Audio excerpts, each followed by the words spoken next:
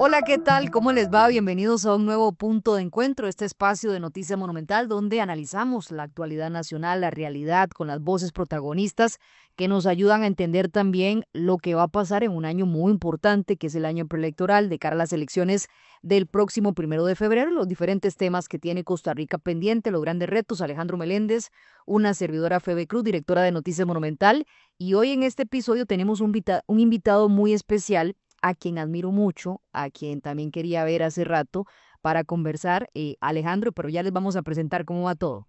Sí, Fede, el saludo para vos y para quienes a esta hora nos sintonizan acá en Punto de Encuentro. Son pocos los costarricenses que tienen la dicha y el orgullo y el honor de ser presidentes de la República, ¿verdad? Y Sí. una vez pasan esos 4 años, como se establece en nuestro país, pues vale la pena también seguir conversando con ellos por el tiempo en el que estuvieron en el poder y también lo que siguen analizando. Pero como es un grupo tan selecto, pues se convierte en un privilegio poder conversar con ellos. Don Miguel Ángel Rodríguez, expresidente de la República, está con nosotros en Punto de Encuentro. Don Miguel, gracias por estar con nosotros. Bienvenido a Punto de Encuentro. ¿Cómo va todo? Muchísimas gracias, encantado Febe, encantado Alejandro de poder compartir con ustedes, con su audiencia. Vamos viviendo la vida, hay ratos en que la vida se pone difícil, hay ratos se pone más fácil, así nos pasa a todos. Estoy viviendo un periodo más duro porque Lorena está pasando una enfermedad importante y por supuesto que estamos dedicados a eso principalmente. No sé. Pero en medio de eso es un gusto poder venir a compartir con ustedes. Y lo sé porque ya nos lo había comentado y en medio de eso aceptó también, ¿verdad?, hacer un campito en la agenda en este proceso y espero y le mando un abrazo a doña Lorena también y que se recupere lo más pronto. Miguel, ¿cómo ve la situación del país? Una persona que decía Alejandro ya pasó por donde asustan, dicen algunos, ¿verdad?, presidir este país, que ya ahora ve cómo ha cambiado la realidad nacional. Por ejemplo, pienso desde la perspectiva de ahora con el multipartidismo, con grandes temas, con la negociación cada vez más difícil para sacar esos grandes temas por la cantidad de voces que hay. Por ejemplo, antes estaba el bipartidismo y habían más acuerdos, por lo menos coinciden analistas. ¿Cómo ve la situación del país en este momento y además ese contexto donde es más difícil ponernos de acuerdo en Costa Rica en este momento de los grandes temas? Ese es un tema muy importante. Siempre el tema que uno vive es el más complicado, Ujú. porque es el que uno vive. Esos otros ya o ya pasaron o no han sido. Pero sin duda nosotros estamos viviendo un tiempo muy complicado. No Costa Rica, el mundo. Estamos viviendo lo que muchos hemos llamado, yo siguiendo a otros, un cambio de época. Esto es como cuando Roma iba a caer y se iba a acabar el Imperio Romano, iba a surgir unos siglos después el feudalismo, o cuando se termina la Edad Media, viene el Renacimiento, los descubrimientos geográficos, encuentran América, eh, viene la ciencia, viene no el conocimiento por lo que decían los de antes, sino el conocimiento por lo que vamos descubriendo. Ujú. Es un cambio inmenso. Y después viene la revolución industrial, la independencia de Estados Unidos, la revolución francesa, el surgimiento de la democracia liberal que se va constituyendo todavía en una minoría de países del mundo, pero que se va construyendo. Y viene la Segunda Guerra Mundial y hay un cambio fundamental después de la Segunda Guerra Mundial, que es la globalización de las instituciones internacionales, la fortaleza mayor del derecho internacional, ciertos principios, cortes internacionales. Había habido una en Costa Rica ya a principios del siglo XX, pero eso era una cosa muy excepcional, la Corte Centroamericana. Pero empieza ya a surgir un fenómeno mucho más fuerte en todas estas áreas. Y en medio de esto hay un cambio tecnológico apabullantemente rápido que nos omnibula, nos deja mareados por la velocidad con que se va dando, con que se va produciendo, y un cambio también en las relaciones sociales. Febe, el hecho de que usted dirige este programa demuestra el cambio que se ha dado en el mundo. Eso hace 50 años era mucho más difícil. Claro. Claro que usted es muy capaz y entonces lo logra, pero no era fácil. El cambio en el papel de la mujer, que es probablemente, para mi modo de ver, el más importante, el más beneficioso de los cambios que se ha dado, es un cambio que transforma todo. Y entonces hay que aprender a vivir ese cambio. Es una nueva manera de vivir la familia. La familia patriarcal, donde había una autoridad indebida, mal manejada, usualmente muy autoritaria, con muchos problemas. Pero era una cosa que estaba establecida. Y hay un cambio. Entonces hay que aprender a vivir con el cambio. La mujer tiene que aprender a vivir con un rol en el hogar y con un rol académico, profesional, agrícola, donde esté. El hombre tiene que aprender a vivir con una mujer que es independiente, que tiene recursos, que maneja mucho su parte económica.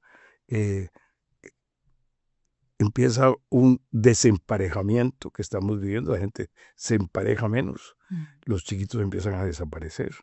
La población se ve que en lugar de seguir creciendo y vamos para los 6 millones corriendo, no vamos a llegar a los 6 millones, nos vamos a quedar poco más de 5 millones 4.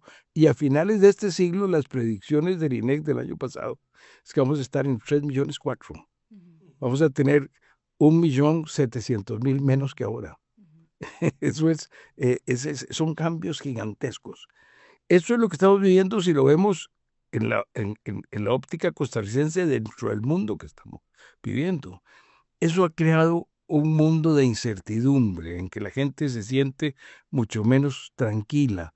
La relación laboral de antes puede haber sido mala. Yo no digo que eran buenas. Había relaciones laborales injustas, muchas cosas, pero eran mucho más permanentes. Entonces la gente tiene una mayor seguridad. Eso se perdió. Se ha perdido desdichadamente en muchos la participación en la iglesia. Y eso también desarraiga. Desarraigo en el trabajo, desarraigo en el hogar, desarraigo en el barrio, de una sociedad de gente que vivía en el campo, donde si pasaba un chiquillo, decían, mira, aquel es el nieto de Mario, o aquel es el sobrino de Julia. Sabían quién era la gente. A unos barrios en que el que está a la par no sabe quién es el que vive. Desconexión total. Desconexión total. Entonces, incertidumbre, desarraigo, desconexión. La gente, el otro día vi uno de esos memes con movimiento extraordinario. Empiezo a ver, no la fuente, ni sé si son muy reales los números, pero la tendencia no hay duda de que es cierta.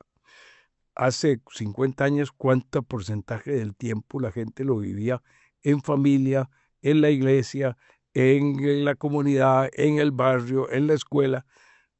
¿Cuánto vivía en otras cosas? ¿Cómo desaparece, va cambiando eso, va bajando esos porcentajes y va subiendo las redes? Y se hacen que las redes hoy son de la gente más tiempo, más porcentaje del tiempo. Entonces, realmente es un cambio gigantesco. Acostumbrarnos a este cambio es muy difícil. Nuestra mente está hecha a los modelos de lo que hemos conocido en el pasado y reacciona a eso, aún en los jóvenes, porque eso es lo que han heredado mucho en su casa. Por eso los jóvenes se adaptan un poco más fácil a este cambio. Pero para la mayoría de la gente es muy complicado. Entonces, eso es lo que nos ha llenado de incertidumbre, lo que nos ha desarraigado, y lo que hace que cada grupo trate de defender sus intereses más inmediatos. Y por eso surge el multipartidismo. Los partidos se fragmentan, el partido ya no es la gran coalición de distintos intereses que se unen en unas ideas comunes, sino que es cada uno de los intereses tratando de salir por sí mismo. Entonces empieza a ver el multipartidismo. Y el sistema presidencialista nuestro es muy inapropiado para el multipartidismo. El sistema presidencialista trabaja bien con 2 partidos o con 2 partidos y algunos pequeños, porque usualmente el Ejecutivo tiene mayoría y entonces puede más fácilmente manejar su agenda y negociar con una oposición más fácil, es 1 o 2 o 3 grupitos. Negociar con un montón, con una participación pequeña en el Parlamento, se vuelve mucho más difícil. Entonces la gente se siente más frustrada, los resultados son menos buenos y con eso la gente siente que no se le está respondiendo. Entonces hay también un rechazo de la política. Y si a eso se une gente como las campañas que tuvimos desde los años 90 en Costa Rica de antipolítica, manejadas por medios de comunicación y por algunos políticos que encontraron su oportunidad de hacer su política siendo antipolítica. surgir a base de decir, no, todos los otros partidos que existen son lo malo, nosotros somos lo bueno, la política es mala, pero nosotros no somos políticos. Por supuesto que eran políticos, pero con eso convencen Claro. y con eso dividen y desprestigian. Ese es el mundo que estamos viviendo y ese es el país en que estamos. Y nosotros tenemos entonces que darnos cuenta que aquí, a mi modo de ver, lo más importante es rescatar algunos valores en el trato entre nosotros.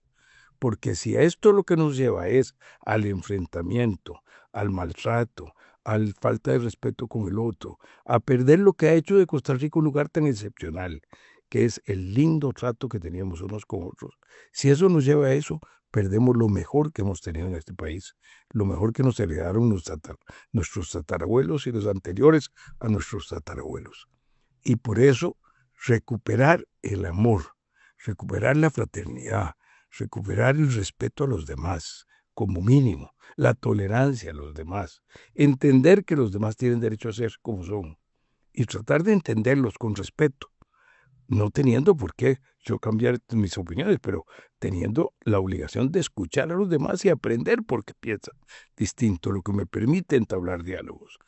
Eso es fundamental y eso es lo que yo creo que en esta hora más falta nos hace en el país. Don Miguel Ángel, eso que usted mencionaba de el hecho de que el país tiene un sistema hecho para un bipartidismo, que la gente siente que no se le está respondiendo porque es más difícil llegar a acuerdos para esas soluciones que proponen las personas que ahorita están en el poder, también puede llevar, y lo está haciendo, a que cada vez menos personas crean en la democracia como un sistema capaz de resolver las situaciones o que sea un sistema válido para gobernar. ¿Usted cree que en estos momentos está en riesgo la democracia o de qué depende que crezca más bien la cantidad de personas o el nivel porcentual de población que cree en la democracia? Todavía Costa Rica sigue siendo uno de los países en América Latina que tiene más confianza en la democracia. Lo sigue siendo. Las encuestas de Latino Barómetro nos lo demuestran. Todavía Costa Rica sigue siendo catalogada como una de las democracias. Muy recientemente, hace una semana, salió el informe de The Economist sobre democracia en el mundo y en América Latina solo señala 2 democracias plenas. Uruguay en primer lugar, en un primerísimo lugar que viene manteniendo, y nosotros debemos ver mucho el desarrollo de Uruguay, porque es un país que está dando una pista de cómo en América Latina se puede vivir en paz, en progreso, en unión, en solidaridad y progresando económicamente. Y Costa Rica. Son los únicos 2 países. Pero viene decreciendo. Hemos sido en algunos años uno de los países en que más decrece el apoyo a la democracia. Lo que pasa es que partimos de niveles muy altos. Recordémonos que Costa Rica es la más antigua de las democracias de América Latina. Es una democracia antigua, consolidada, fuerte, con una institucionalidad fuerte.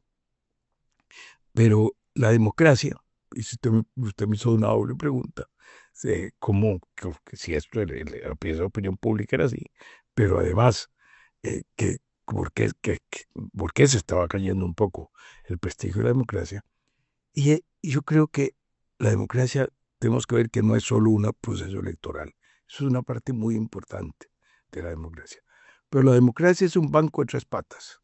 Si le falla una de las 3 patas, la democracia liberal, la democracia que como la queremos conocer nosotros, no, no, eh, no pueden funcionar.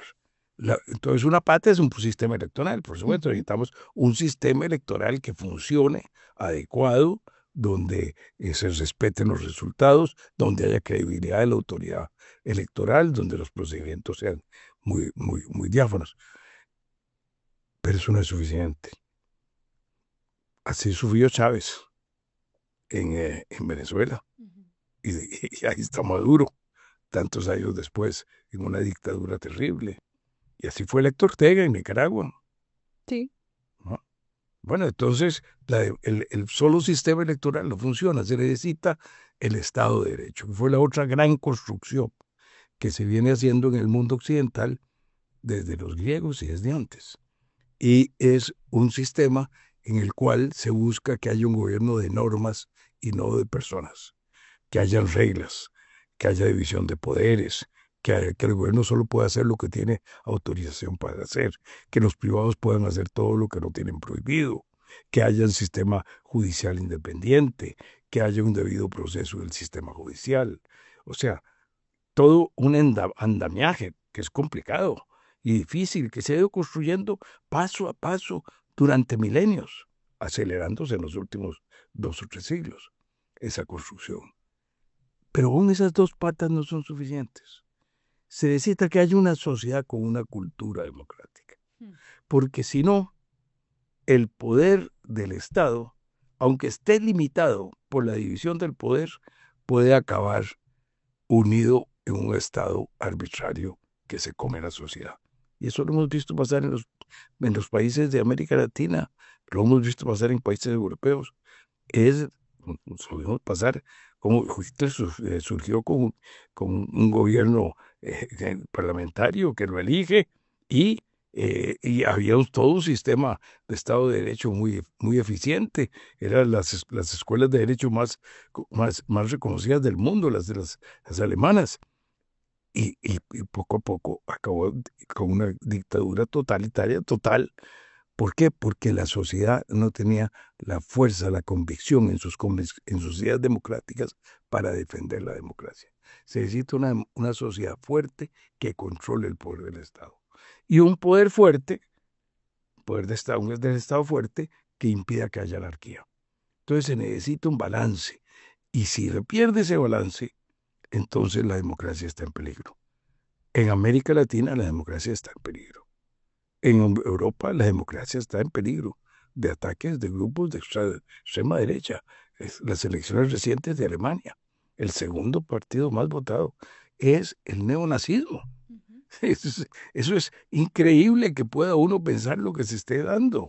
Bueno, las posiciones del gobierno de Estados Unidos actual con esa cantidad de decisiones para concentrar el poder en el poder ejecutivo, ahora la Corte la Corte Suprema de Justicia acaba de demostrar que a pesar de tener jueces nombrados por el señor Trump en el periodo en que él estuvo la vez pasada, tiene la capacidad de pararle medidas y que el Estado de Derecho está funcionando.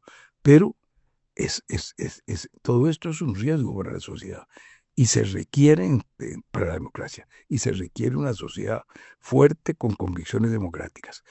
No perdamos eso. Eso depende de cada persona. Claro. Y ahorita que usted, don Miguel Ángel, nos estaba ilustrando sobre los grandes cambios que hemos tenido, los grandes retos, eh, el cambio que ha tenido la sociedad, ¿verdad?, respecto a las relaciones, a la negociación, a los intereses, ahora que está tocando el tema del riesgo de la democracia también ante una sociedad que no crea en los sistemas democráticos. eh, Uno piensa en la importancia también y el gran reto enorme que tienen los partidos políticos en medio de todo esto. Usted es uno de los expresidentes del Partido Unidad Social y Cristiana que se ha mantenido más activo en la agrupación, siguiendo todo el proceso. Eh, ¿Qué le parece lo que le ha pasado al partido en estos últimos años que han señalado constantemente que tienen una vocación de gobernar? Sin embargo, la ciudadanía no les ha dado ese voto de confianza, por lo menos para llegar al poder ejecutivo, se han mantenido en las municipalidades, se han mantenido en la Asamblea Legislativa y sobre todo, ¿cuál ve que es el principal reto de la Unidad Social Cristiana en medio de este contexto que usted nos ilustra de cara al 2026? Yo no puedo dejar de asumir la cuota de responsabilidad que me cabe por haber sido perseguido. Porque no hay duda que la persecución contra los expresidentes, contra don Rafael Ángel y contra mí, en el año 2004, el teatro que se montó, el show con que se me recibió a mí en el aeropuerto, la infamia que se hizo, fue incluso condenada por la Corte Constitucional, por la Sala Constitucional, creó en mi partido un deterioro muy grande, que se hizo todavía más fuerte porque el partido, en lugar de defender el Estado de Derecho, simplemente quiso deshacerse de nosotros. Y a mí me expulsaron con la declaración de un reo confeso al día siguiente de esa declaración, sin oírme siquiera, antes de conocer siquiera el caso. Entonces, el partido actuó muy indebidamente, no supo no tenía por qué defendernos. Nosotros tenemos que ir a los tribunales y resolver nuestros casos en los tribunales, pero tenía que defender al Estado de Derecho. Y no hizo eso. Y ahí la gente dijo, bueno, si no defiende a sus presidentes, ¿para qué me sirve ese partido? Y la caída fue estrepitosa. Se empezó a levantar con fuerza en el 18. Hace poco. Se mantuvo, apenas se mantuvo. Hubo gente muy valiente que trató de mantenerlo. Yo en ese tiempo me separé totalmente de la política electoral, pues estaba en mi caso, en mi juicio, y yo dije, ni yo voy a contaminar el partido con mi caso, ni quiero que la política contamine mi caso, que se juzgue por sus méritos en los tribunales, como fue, y salí absuelto por 2 tribunales de apelación de sentencia por unanimidad y por la sala penal. Entonces, entonces he vuelto, pero he vuelto con no con una visión de poder ni de posiciones, no tengo ninguna, ni he buscado ningún poder ni ninguna posición, pero sí he buscado que el partido se enfoque en 2 cosas fundamentales. Uno, en planteamientos concretos y muy realistas de cómo enfrentar los retos de la Costa Rica de hoy en favor de la gente, en favor de la libertad, en favor de la dignidad, en favor de la solidaridad, en favor del bienestar económico de las personas. Y que eso requiere un programa y una preparación y que no se trata simplemente de querer puestos. El partido no es un partido para repartir puestos, es un partido para hacer programas y hacer que el país mejore. Si no, no vale la pena un partido. Y la segunda cosa, que tiene que crecer y que tiene que volver a vivir lo que a mí me tocó vivir en los 50 y en los 60 y en los 70, formar coaliciones, traer otros grupos, juntarse. Estoy predicando esto desde hace 7, 8 años. Y sigo creyendo que esa es la solución. El partido tuvo ese crecimiento en el 18. Hubo un tema coyuntural que impidió que el partido llegara al gobierno. No llegó al gobierno porque había fallado en el planteamiento electoral que hizo. Ni llegó al gobierno porque no tuviera una vocación de gobernar en ese momento. No llegó al gobierno porque cuando vino el tema del matrimonio igualitario no supo responder. Y entonces el país se dividió en los 2 extremos. En un extremo que estaba a favor del matrimonio igualitario a costa de cualquier cosa, y en otro que decía que incluso había que salir de la OEA. O sea, en 2 posiciones extremas, y el partido no supo defender una posición de centro adecuada. Y eso nos costó esa elección. En el 2018. En el 2018. En el 2022, el partido falló en que no se quiso definir. Se quiso definir en los temas nacionales. La pobre señora candidata tenía una situación en la cual no era un problema de los debates, era un problema de que la plataforma del partido que se había hecho, que se había estudiado, no la quisieron publicar siquiera. Publicaron un extracto incongruente, mal redactado, que no tenía ningún sentido, después de que había un grupo que había trabajado en hacer un programa bien hecho. Le tuvieron miedo a definirse. Y entonces, cuando uno no se define, ¿por qué lo van a elegir?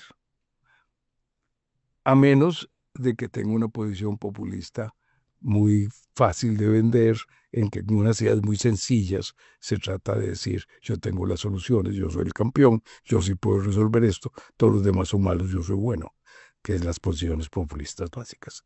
Entonces, para hacerlo en serio hay que hacerlo bien. Entonces, ahora me tiene alegre que desde el año pasado se nombraron secretarías del partido de gente muy valiosa, gente que no había estado en acción política directa, mucha de ella, pero gente con la capacidad técnica y profesional para poder encarar y armar grupos de trabajo y estudio que vayan preparando las ideas, que es lo que tenemos que hacer en seguridad ciudadana, en educación, en el tema de salud, en el tema ambiental, en temas fundamentales que tenemos enfrente, unos heredados de mucho tiempo, otros que se han hecho más serios ahora, pero todos que merecen respuesta. Claro que de hecho, resumiendo lo que nos dice el 2018 respecto al tema de la Corte Interamericana de Derechos Humanos y lo que pasó en el 2022, las dos se resumen en falta de definición del partido en esos grandes temas, ¿verdad? Y de aclarar sus posiciones. Eh, ¿Le ha aconsejado algo a don Juan Carlos Hidalgo en este caso sobre esa necesidad de tener mayor definición? ¿Qué le parece esa figura también para la papeleta del 2026? Yo tengo gran aprecio por la figura de don Juan Carlos. Su historia personal me conmueve.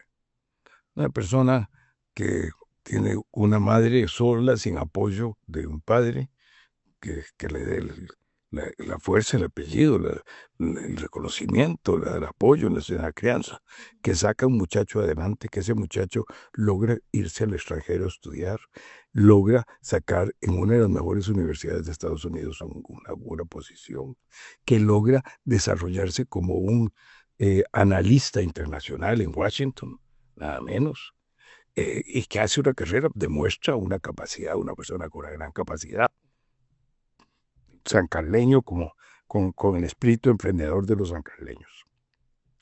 Pero que además, cuando siente un llamado a la acción política, no piensa simplemente en llegar a la cúpula, no, se viene un año y medio, 2 años antes de la elección anterior a trabajar para tratar de ser diputado.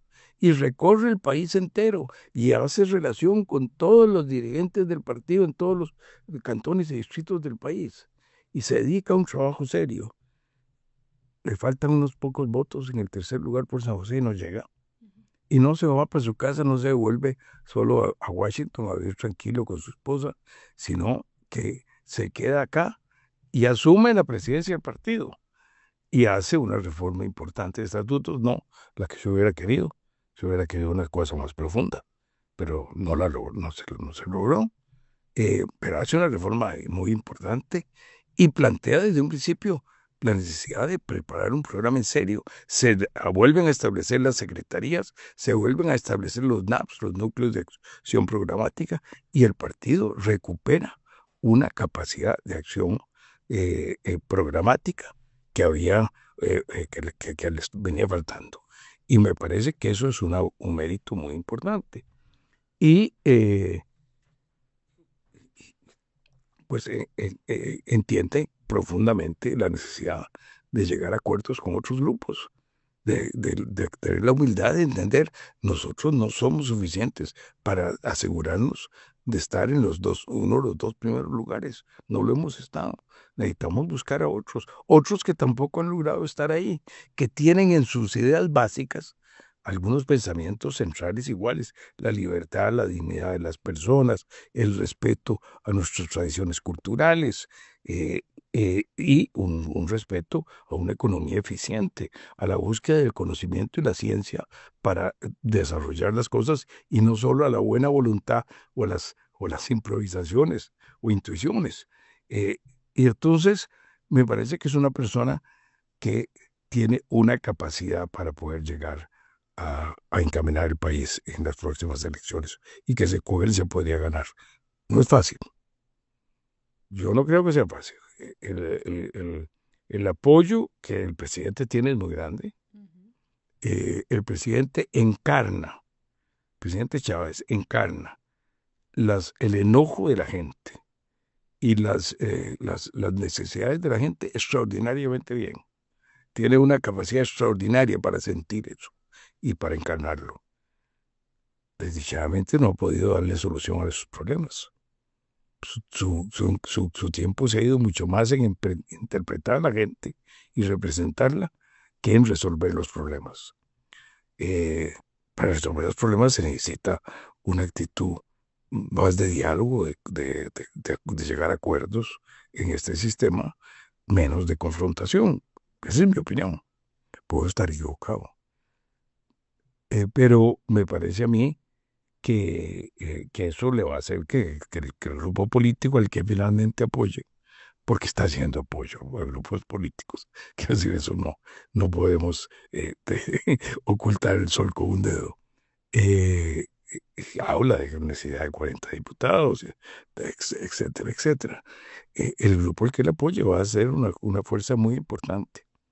Entonces, hay que pensar que hay una segunda vuelta, lo más probable en la próxima elección, y en esa segunda vuelta hay que llegar de segundo para tener una posibilidad. Yo creo que el presidente con su grupo va a llegar de primero. Es como veo las cosas. Esto es ver el futuro. Como decimos popularmente, pulsear, meterse de segundo para una segunda ronda. Y que al gobierno no le dé para ganar en primera ronda. Que es muy difícil. país está muy dividido.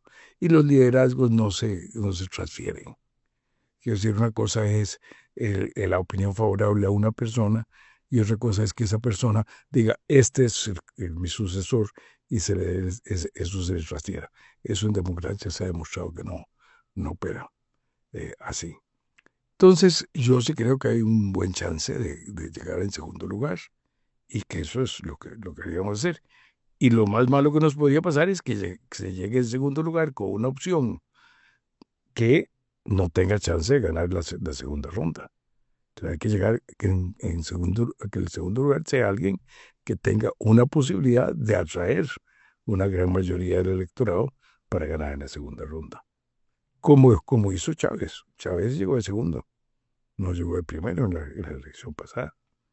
Pero había en ese caso una situación política en que lo favoreció para que él tuviera el apoyo mayoritario de los que no hayan votado por ninguno de los dos.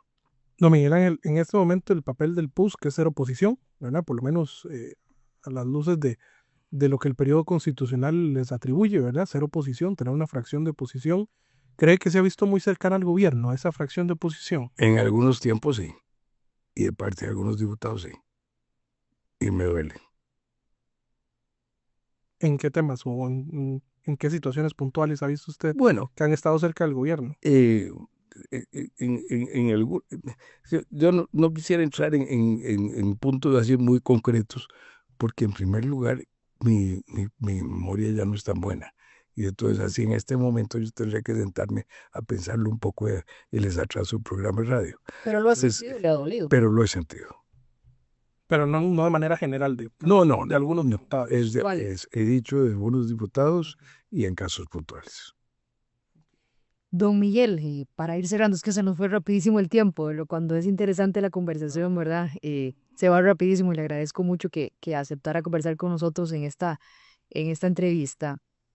Entiendo, ¿verdad?, que usted apoya la figura de Juan Carlos Hidalgo porque es su partido, pero en todo esto que hemos analizado, de lo convulso que son los tiempos, de lo polarizado que también está el país, cuáles cree usted que son las características principales que debería tener la próxima persona que gane la elección nacional y se convierta en presidente o presidenta de Costa Rica?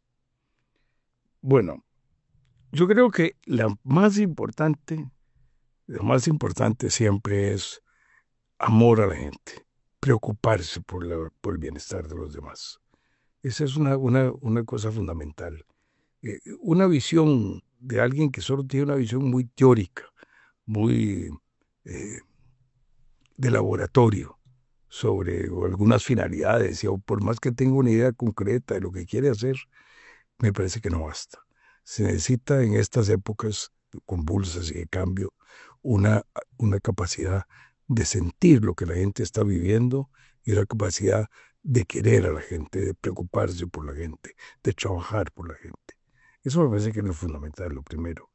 Lo segundo es la capacidad de poder manejar problemas, no es que tiene que saberlo todo, pero tiene que saber, al escuchar, analizar las cosas con conocimiento, con respeto al conocimiento, a la técnica, a la ciencia, porque el mundo es cada vez más complicado y necesitamos manejarnos con conocimiento bueno. Ya no es lo mismo que manejar una pequeña comunidad agrícola, donde hay que saber un poquito cómo son los tiempos y cómo es la temperatura y las lluvias y las semillas. No, es una sociedad muy compleja y entonces hay que tener respeto por eso. Lo tercero es hay que tener mucha humildad. Saber que eso que uno sabe es poquitico comparado con el conocimiento que existe y que el conocimiento que existe es poquitico comparado con lo que existe de verdad. Que entonces tenemos que ser muy humildes y tenemos que siempre tener la capacidad de escuchar a los demás, de oírlos. Si yo creo que yo tengo razón, y puede ser que yo sea el que tenga razón, el otro tiene razones, por algo tiene su posición. Y si yo no lo escucho, si no tengo la atención a sus posiciones, ¿cómo puedo dialogar con él? Entonces es muy importante la humildad. Amor, conocimiento y respeto al conocimiento y humildad. Me parece que son los elementos más importantes que se necesitan.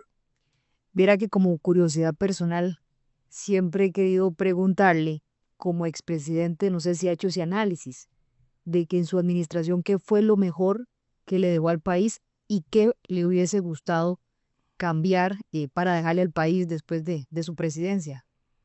Bueno, sin duda yo creo que lo mejor que le dejé al país, y me es muy difícil decirlo en uno solo, lo voy a decir en dos cosas, que es la ley de protección al trabajador, que es la reforma de la seguridad social más importante desde el gobierno del doctor Calderón Guardia, y la ley de paternidad responsable, que es el tratar de que los hombres tengamos claridad de la responsabilidad que tenemos cuando agarramos un hijo, y de encontrar mecanismos para enforzar esa responsabilidad.